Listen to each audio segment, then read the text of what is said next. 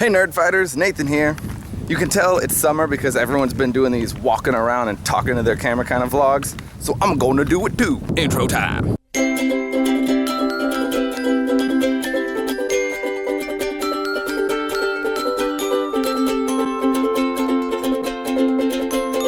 All the Nerd Fighters!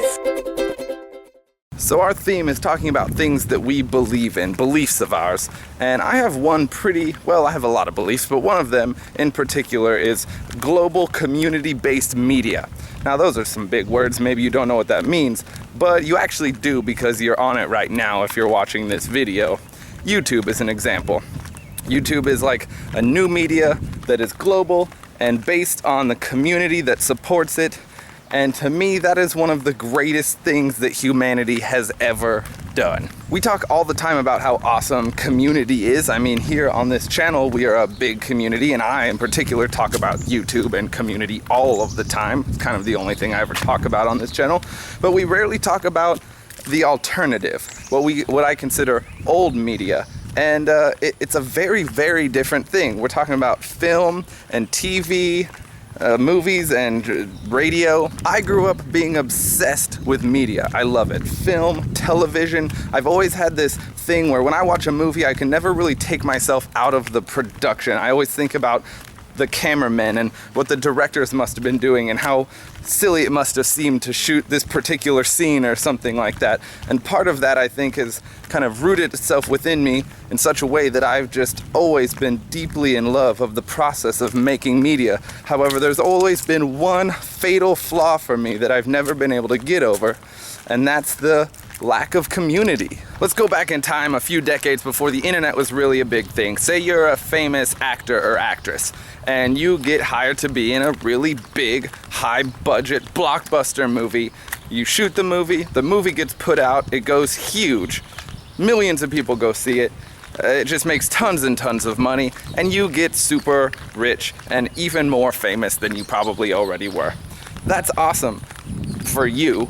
But what about the people who made you there, that put you there? If people didn't go see that movie, the movie would have been nothing. It would have lost tons of money. And you would have no fame. You would have no money. And of course, I'm not trying to say that all old media, stars, actors, actresses, musicians, all this are evil and we're just trying to avoid their fans. But even a good actor can only sign so many autographs and take so many pictures and meet so many people.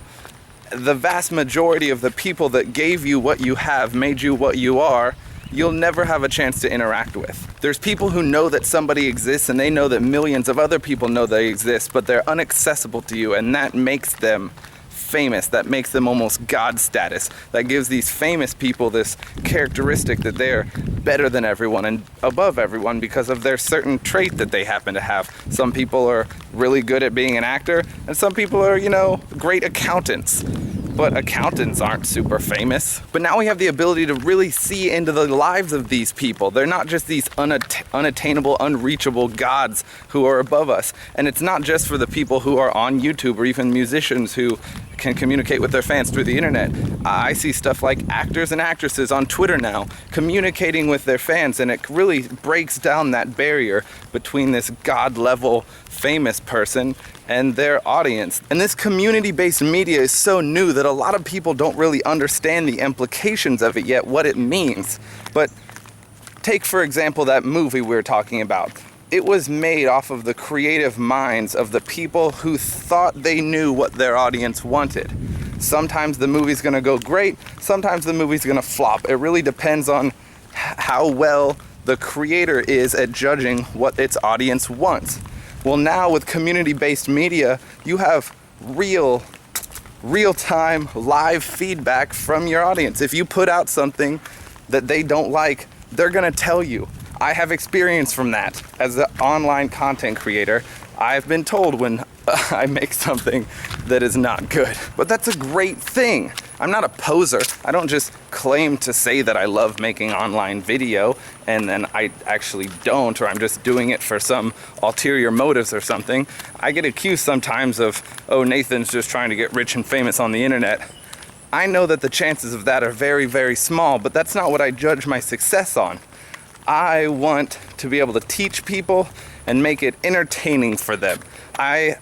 From personal experience, the things that you learn while having fun have a much higher chance of sticking with you. And because of that, what I judge my success on is how much I can educate or teach people something they might not have known and do it in a way that will be fun and entertaining or funny or make them laugh. It is completely invaluable to me, the benefit, the advantage that I get from being able to know immediately if I put something out on the internet that was either not educational or not very entertaining. I know not to do that in the future. And it's not only beneficial from a creator's perspective. As someone who enjoys the medium as a fan too, I can't tell you how many times I've realized it's 3 in the morning and I spent the last 6 hours talking to some stranger in New Zealand. The point I'm trying to make is that the boundary between that creator and fan, I think, is falling apart in these community-based medias. It doesn't matter if you're the person who makes the artwork to be watched or you're the person who chooses what video that they want to watch,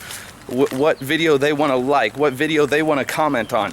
That constantly changes the community on a global scale. It doesn't matter if you're making the content or appreciating it. Think about the people who were involved in the first 10 years of radio, the first 10 years of television. Think of the power that they had to completely change that media to what it is today. Now think about this, YouTube is not even 10 years old yet. We are the people changing that media. It doesn't matter if you create the content or you appreciate it, you're still a member of the community and you make this media what it is. We are the game changers. And to me, that is really awesome. And I couldn't have a better job or a better community. I love all of you. DFTBA and Sam. Sam, we'll see you tomorrow.